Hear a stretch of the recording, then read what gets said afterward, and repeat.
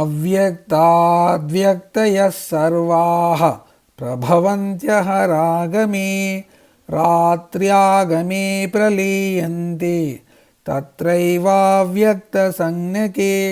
బ్రహ్మదేవునికి పగలు ప్రారంభమైనప్పుడు అవ్యక్తమైన ప్రకృతి వ్యక్తమవుతుంది.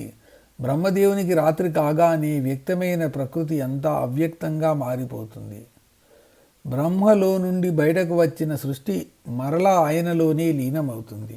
బ్రహ్మ నిద్ర లేవగానే సృష్టి మొదలవుతుంది. బ్రహ్మ నిద్రపోగానే సృష్టి అంతా ఆయనలో లీనమవుతుంది. మనం రాత్రి కాగానే కళ్ళు మూసుకొని నిద్రపోతాము. మనం చూసే ఈ ప్రకృతి అంతా మనలో లీనమై ఉంటుంది. పొద్దుటే కళ్ళు తెరవగానే మనం ఎదుట కనబడుతుంది. అట్టే పొద్దుటే కళ్ళు తెరిస్తే సృష్టి, రాత్రి కళ్ళు మూసుకుంటే లయము. మనకు అంతే, బ్రహ్మగారికి అంతే. బ్రహ్మగారికి పగలు మొదలవగానే ప్రకృతి నుండి సర్వప్రాణులు పుడతాయి. రాత్రి కాగానే సర్వప్రాణులు ప్రకృతిలో లీనమవుతున్నాయి. భూతగ్రామస్స ఏవాయం భూత్వా భూత్వా ప్రలీయతే రాత్ర్యాగమే వశః పార్థ ప్రభవత్యః రాగమే. ఓ అర్జున, కర్మలతో కూడిన ఈ జీవకోటి బ్రహ్మ యొక్క పగలు మొదలు కాగానే పుడుతున్నారు, అంటే జన్మలెత్తుతున్నారు. బ్రహ్మకు రాత్రి కాగానే బ్రహ్మలో లీనమవుతున్నారు. మరలా బ్రహ్మకు ఉదయం కాగానే మరలా సృష్టి మొదలవుతూ ఉంటుంది. జనన మరణాలు పొందుతాయి. బ్రహ్మదేవుని పగలును ఒక కల్పము అంటారు. మనం శ్వేతావరాహ కల్పంలో ఉన్నాము. ఈ కల్పము 14 మన్వంతరములుగా విభజింపబడింది. మనం 7వ మన్వంతరము అనగా వైవస్వత మన్వంతరంలో ఉన్నాము. బ్రహ్మకు రోజు మొదలవగానే సృష్టి మొదలవుతుంది. రాత్రి కాగానే బ్రహ్మలో లయం అవుతుంది. రాత్రి కాగానే లయం అయిన ప్రాణులే మరునాడు సృష్టింపబడతాయి. వారి వారి కర్మలను, కర్మ వాసనను బట్టి ప్రాణులు పుడుతూ చేస్తూ ఉంటారు. ఇదే జనన మరణ చక్రము. అంటే కొత్తగా సృష్టి ఏమీ జరగదు. రాత్రి కాగానే ప్రాణులన్నీ బ్రహ్మలోకి లీనమవుతాయి. ప్రొద్దుట కాగానే అవి అన్నీ బ్రహ్మలో నుండి బయటకు వస్తాయి. అంటే ఇన్ని ప్రాణులు తమ తమ స్థూల శరీరములను వదిలిపెట్టి సూక్ష్మ శరీరాలలో ఉంటాయి. బీజ రూపంలో ఉంటాయి, కంటికి కనిపించవు. అంటే మానవులు కూడా మరణించగానే స్థూల శరీరము కాలుస్తాము లేక పూడుస్తాము. కానీ జీవుడు సూక్ష్మ శరీరంగా ఉంటాడు. మరలా జన్మ ఎత్తినప్పుడు స్థూల శరీరంగా కనబడతాడు. ఈ రహస్యమే ఇక్కడ చెప్పబడింది. మా ఇంటి పక్కన పెద్ద ఖాళీ స్థలం ఉంది. ఎండాకాలంలో ఆ స్థలంలో ఒక్క మొక్క కూడా ఉండదు. అంతా మట్టి దిబ్బలాగా ఉంటుంది. వానకాలం రాగానే, వర్షాలు పడగానే ఎవరూ విత్తనాలు వేయకుండానే అనేక రకాలైన మొక్కలు వస్తాయి. నిలువెత్తు చెట్లు అవుతాయి. మరలా మే నెలలో ఆ చెట్లు ఏమవుతాయో తెలియదు. మరలా మట్టి దిబ్బగా మారిపోతుంది. అంటే మండు వేసవిలో ఈ చెట్లన్నీ బీజ రూపంలో అవ్యక్తంగా భూమిలో ఉన్నాయి. వానాకాలంలో మొక్కలు చెట్ల రూపంలో వ్యక్తం అవుతున్నాయి. అలాగే ఈ ప్రకృతి కూడా. ఇది కేవలం చిన్న ఉదాహరణ. ఈ వ్యక్త అవ్యక్తములు జనన మరణములు జీవుని ఇష్టప్రకారం జరగదు. అతడు చేసిన కర్మల వాసనలను బట్టి జరుగుతూ ఉంటుంది. అందుకే అవశః అని అన్నారు. ఈ జన్మ ఎత్తడం ఎవరి వశంలోనూ లేదు. ఎవరి ఇష్టం బట్టి జరగదు. వారి వారి పూర్వజన్మ వాసనలను బట్టి జరుగుతాయి. కానీ అలా కాకపోతే అందరూ మంచి ధనవంతులు, విద్యావంతులు, సంస్కారవంతులు, ఆస్తిపరులు, మంచి పదవులు ఉన్నవారి ఇళ్లలోనే పుట్టడానికి ఇష్టపడతారు.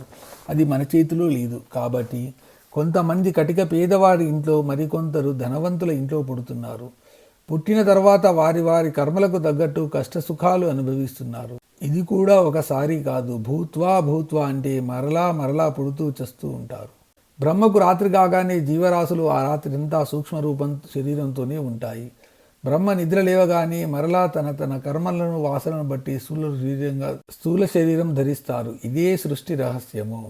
పరస్తస్మాత్తు భావోన్యః అవ్యక్తో వ్యక్తాత్ సనాతనః యస్స సర్వేషు భూతేషు నశ్యత్సు న వినశ్యతి.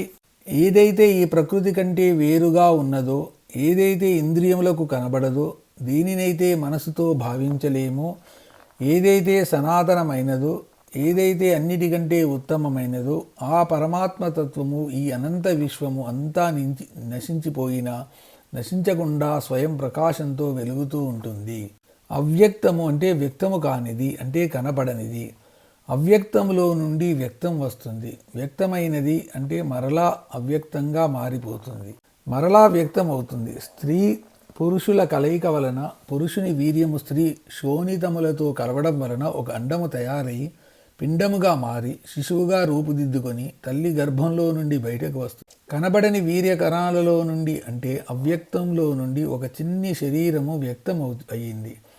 అది పెరిగి పెద్దది తుదకు మరణించి కాలిస్తే బూడిద అవుతుంది, పూడిస్తే మట్టి అవుతుంది. ఆ బూడిద కూడా మట్టిలో కలిసిపోతుంది. ఆ మట్టిలో నుండి ఆహారం వస్తుంది. ఆ ఆహారం తింటే రక్తంగా మారి ఆ రక్తం వీర్యంగా మారి ఆ వీర్యకణాలు మరలా స్త్రీ గర్భాశయంలోకి ప్రవేశించి అండంగా పిండంగా మారి శరీరం వ్యక్తం అవుతుంది. ఇది జనన మరణ చక్రము. అంటే అవ్యక్తములో నుండి వ్యక్తము పుడుతూ ఉంది.